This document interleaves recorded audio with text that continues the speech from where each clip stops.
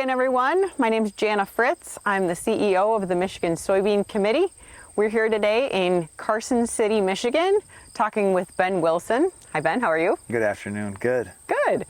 We're here to talk about Natto soybeans, specialty soybeans in general.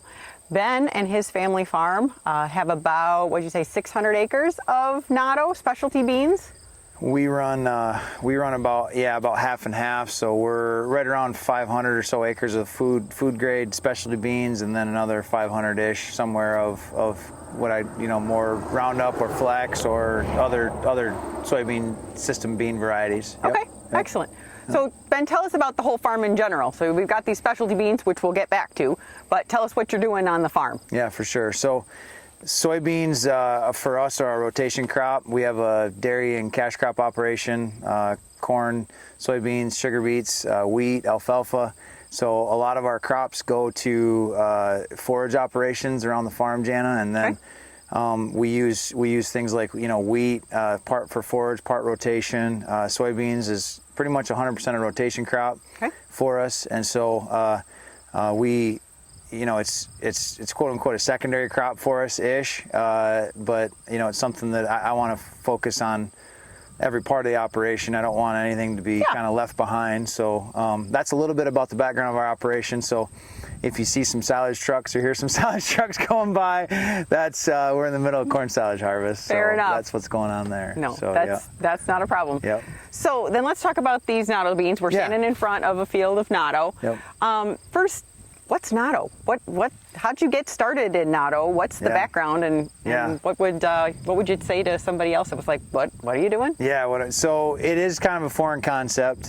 Developed the last couple of years. I heard about these a few years ago from some friends of mine in central Michigan, and they were developing a specialty bean program, expanding on the existing food grade program that Citizens has had going on, and so I found out about the Natto bean basically because of the premium involved, and I thought, well, I'm a naturally curious person when it comes to all kinds of cropping systems, so I wanted to see what was going on, and I'd had a history in the past of specialty, whether it be snap beans or dry beans or other specialty production systems that fit into our rotation. Again, diversity, right? Yeah. And that's the key for our family operation. So found out about these Natto beans. I'd been growing their food grade or non-GMOs for a couple years, and I just want to take a look at them. Yeah. So my first year doing Nattos was just some small acreage, and I've expanded those acres the last couple years just as I learned more about the system. So I found out about the Natto bean just through a merchandiser, through some contacts. Awesome. Yeah. Okay. Yeah. So you've gone through a couple of different seasons with these Nattos now. Talk to me about the agronomics, right? So how are they different than a conventional from starting at planting to, are you changing up your management practices, any number of things? Let's start at planting. How did we plant these differently than your conventional beans? Yeah, so when I first approached the Natto thing, I just did a little research. I saw some plants, I saw some possible yield goals, I saw some stuff that kind of helped me say, okay, I think it's worth exploring. Yep. I'm somebody that always has a bias to kind of push the envelope on certain things. So I thought, well, if this is kind of a normal average, I may be able to do better if I tweak a few things. So it looked to me like they're a very thin line, kind of narrow soybean. Okay. Most people had planted them in higher densities. So I first started off planting them with a drill at higher populations. Okay. Just to get a look at them. And so, I kind of did that. And drills are interesting because they don't manage your seed depth very well. Sure. Their ride isn't very consistent, so you get these, a lot of people call them controlled spill devices type of thing. Yep. And so field preparation is really a big thing with a drill, especially if you don't have a ton of downforce on your drill. So anyway, I learned from some of that. Well, anyway, what I found out is anytime I'd have gaps, I would notice that, even the Natto beans, just like a, regular soybean, although they don't branch as prolifically, they don't proliferate branches like other beans do. Okay. They do branch and pod though, and they do take up space. Okay. So I thought, okay, that proved to me when I saw them in a narrow row situation that I could probably expand that row base a little bit. Yeah. As the season progressed, I noticed that, you know, they get really tall later in the season. So at higher populations, I was having some lodging. Gotcha. I've still got some lodging going on here, so I'm still figuring out how to manage the populations well. But that was my transition. So I went from a higher plant population situation with a drill, and I'm working to an actual, you know, planted situation with a, you know, with my regular soybean 15-inch soybean planter. Makes sense. These were planted with a 1790, you know, 31 row split planter. Yep. So they do a really, really nice job of planting a bean. I was also worried about vacuum settings. I was also worried about, because there's such a tiny soybean. Seed. Yep. So I was worried about hole spacing and things like that. So we had to tweak that a little bit, but really they actually planted pretty nice through that planter. So yeah. Okay. So how about other management, right? So whether it's disease or pests, whatever, what are you seeing in these beans that you had to adjust for? So number one, and I recommend this to anybody I talk to, you know, professionally or personally, I am going to set up a higher value crop and I'm going to treat it like that. Yeah. So with these Natto beans, I was going to go ahead and pick fields that, you know, were going to be a better rotation. Maybe they had better drainage. They were agronomically set up for potential, right? So I'm not going to go throw that on my worst dirt, because I want to see what I actually can do with them, right? Yeah. So what I did there is field selection was a big deal, rotation was a big deal, Janna, because when you're going to a specialty bean, there isn't as much R&D put into it from a large company perspective. Exactly. Yep. So agronomics need to be thought of and managed a little differently. Yep. I mean, they still do in our newer varieties, but more commercial varieties. But in food grade and specialty beans, it's so much more. You have to pay attention to your own situation. Yeah. So field selection was a big thing for me. I wanted to see it perform.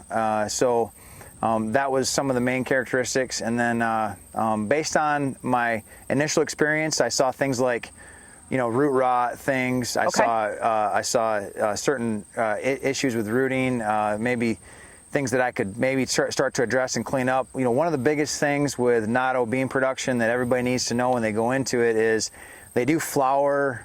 Like they really synchronize their flowering, and I'd say they have a bit of a tighter flowering window. Okay.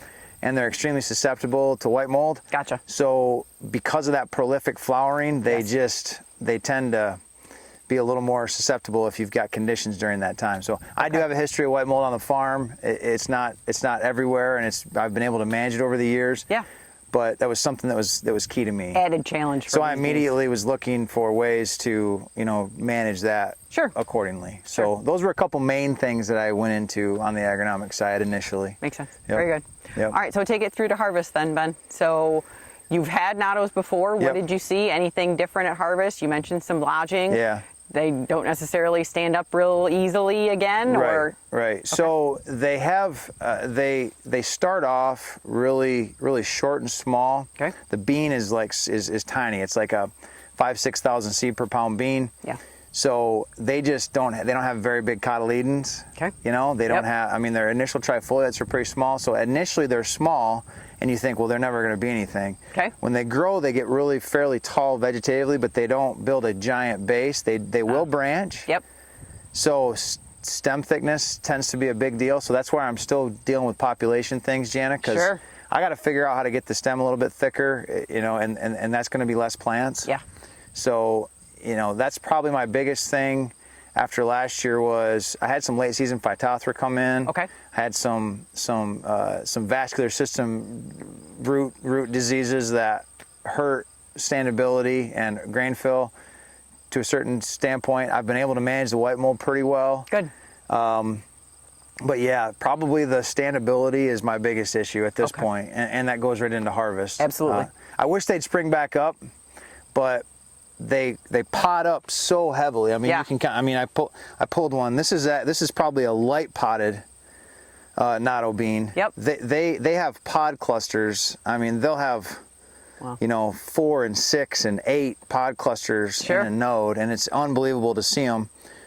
And then they do this, like, they have this extended node here where they really pot up. So, and they pot up vertically. Mm-hmm. So they're not very well balanced, so they get heavy. I see. You know, they get heavy. So Yep.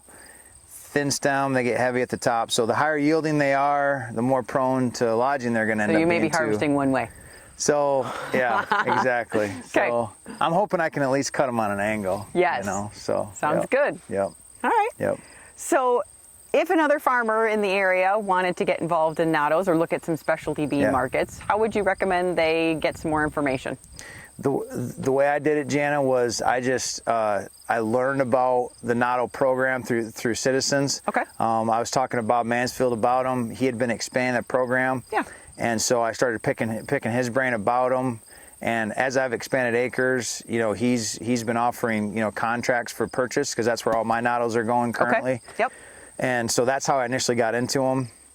And then I did some research just on the history of them and where other people were doing them in other parts of the U.S. And then I just reached out to some folks that have done some other specialty stuff. Perfect. You know, I've talked to a ton of people, Janna, on this, because there has been some acres expanded this year. Yep. And I'm certainly happy to chat with anybody about those production practices and what I've learned. I mean, that's what agriculture is. Share with others. You just share best practices and just keep the snowball moving downhill, right? Absolutely. So, Yep. Very good. So you think you'll do this again? I do. Good. I do. There's something that is, you know, the premium is substantial enough for me to continue to figure out ways to hit that yield ceiling. Yep. You know, initially you're going to take a yield hit on them. There's no doubt about that. Okay. But if you can close that gap, and it looks to me like you can close that gap based on what I've been able to do with production versus my maybe more standard Roundup type beans. You know, you can do pretty good on them. So I will continue them. They're fun. They're a fun project. Nice. Sometimes they're not as fun to look at as maybe your perfect fields of your you know, flex beans or whatever. But you're trying something new, and you get some accomplishment at the end when you get some good yields. That's right. Excellent. So, yeah. Well, great to talk with you, Ben. We really appreciate your time. For sure. And good luck growing the nattos this year and in years to come. Perfect. Thanks. Appreciate it. Thanks everyone for watching this Soybean Shop Talk series. If you or someone else in your area are doing something innovative on your farm, please get in contact with our Michigan Soybean Committee office. Thanks.